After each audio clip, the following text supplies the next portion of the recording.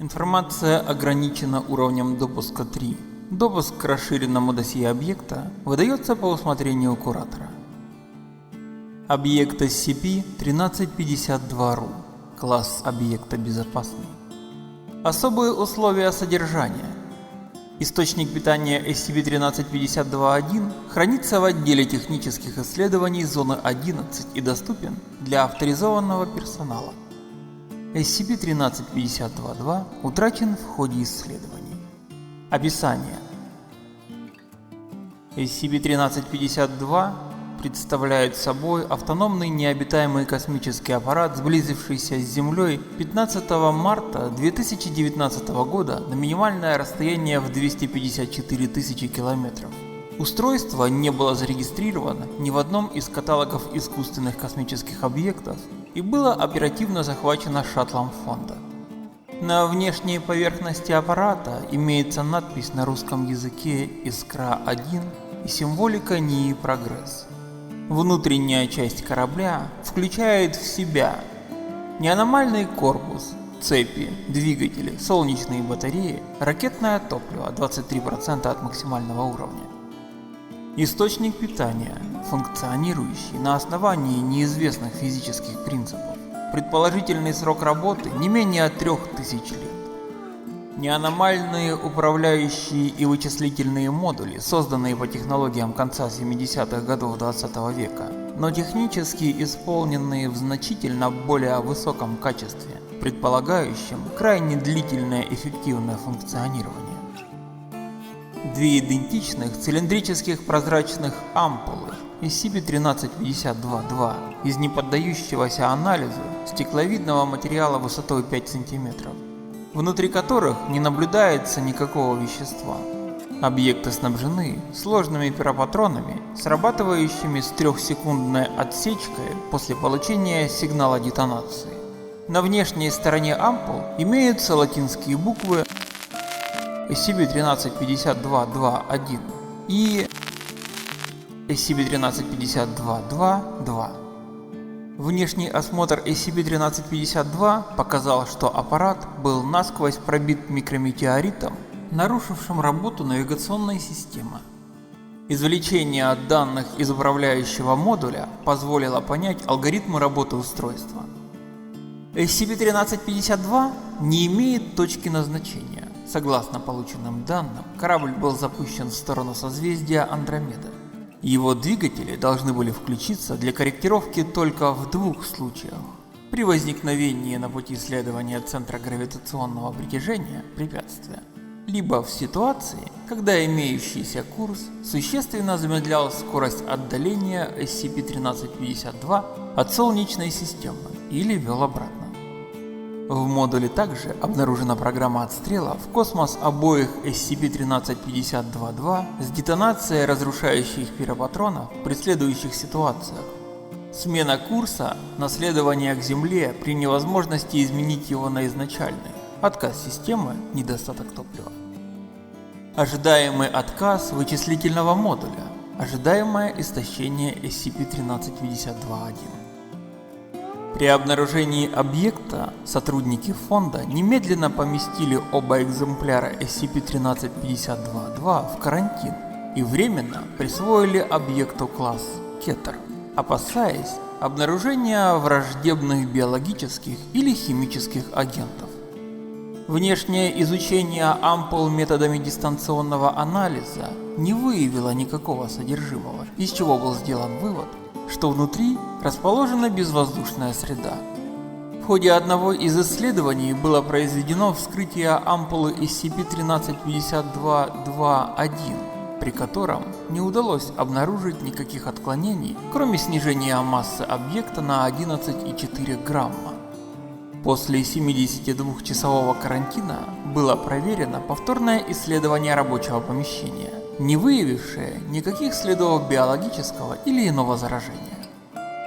В ходе дополнительных опытов 12.05.2019 года была вскрыта ампула SCP-1352-2-2.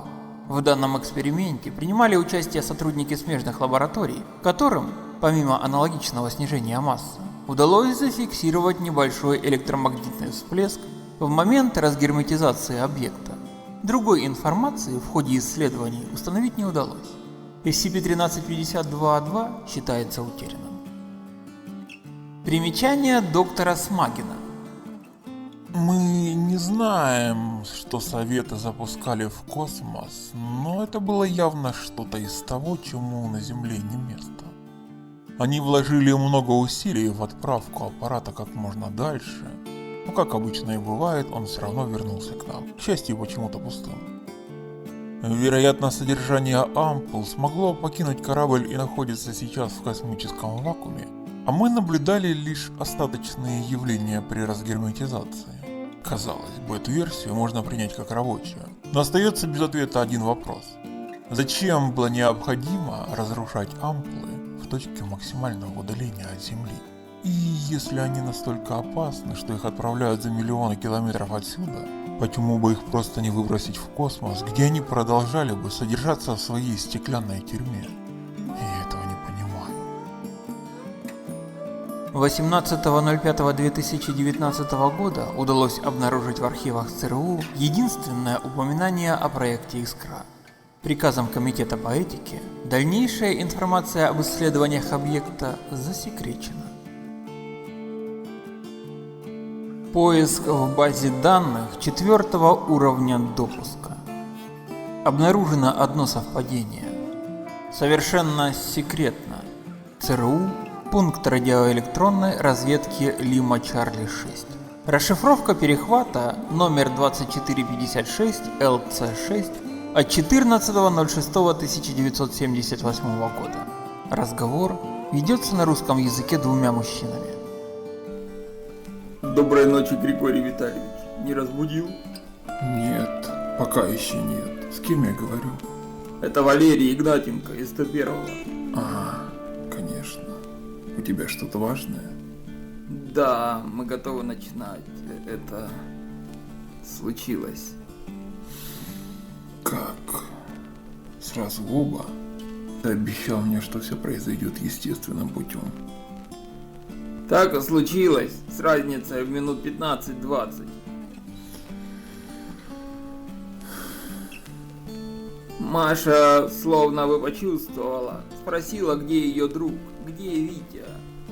Где Витя? Сказала, что чувствует одиночество. Дочка у меня умница. Все поняла. Хорошо, что смог с ней поговорить напоследок. Мы говорили про звезды, про их красоту. Я ей сказал, что там холодно и пусто. Она все равно... Почему? Мы можем так много, в космос летаем, такие парадоксальные вещи. А эти мудаки в белых халатах не могут просто-напросто вылечить двух людей. Глупо винить кого-нибудь в этом, Валера. Они и так тянули до последнего. Это должно было когда-нибудь произойти. Да. Знаешь, я до сих пор не уверен, что мы поступаем правильно, Гриш. Почему же? Они ведь больше никогда не смогут быть с нами. Не знаю, есть ли теперь смысл ходить на кладбище или нет. Наверное, буду ходить ночью. В чистые, безоблачные ночи. Смотреть в небо. Зря я втянул тебя в это. Не зря. Как бы там ни было, я обещал дочери.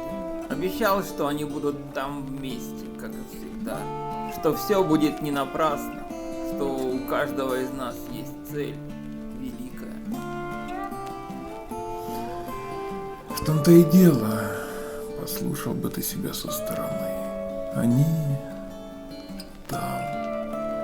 Я разрешал тебе говорить ей об этом. Даже потакал и поддакивал. Но делал я это для нее, а не для тебя. Ты сам описывал эту теорию, Валера, чья формулировка стоит в проекте мысли над материей, посмертообразующее высокостабильное поле неопределенной природы, имеющее свойства в условиях ограниченности. Гриша, послушай меня. Формирования. Ты можешь прикрываться моими собственными формулировками сколько угодно, но согласись, почти все сходится. Разве нет? Зачем тогда мы запускаем корабль? Не потому ли, что мы хотим спасти самую лучшую частичку себя? Дать человечеству второй шанс. Уберечь от неминуемой катастрофы. Именно для всего этого, только очищенного от ненаучной философии, поле жить не может. Когда, скажи мне на милость, ты успел пройти путь от ведущего теоретика ноосферы до средневекового мистика? Когда ночами я сидел в палате, окажись ты на моем месте, разве ты не цеплялся бы за любую возможность? Не знаю. Я и знать не хочу. Прости, я не это имел в виду. Я понял, их больше нет. Нет. И я сожалею о случившемся. Правда.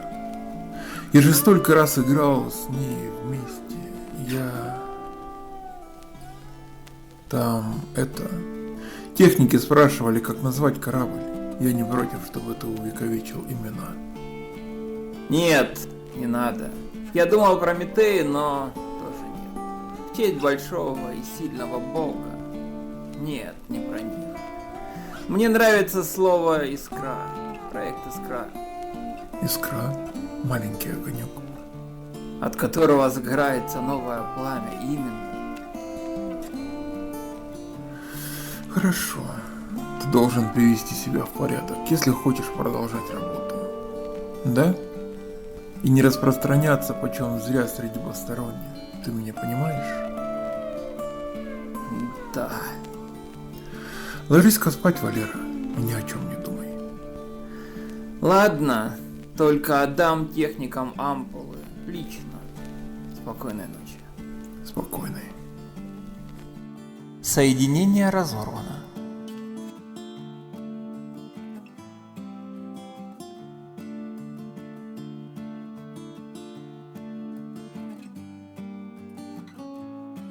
Уважаемые зрители, поскольку монетизация видеороликов отключена, то мы просим вас материально помочь каналу. Это можно сделать либо через Donation Alerts, либо подписавшись на наш Boosty. Все ссылки в описании.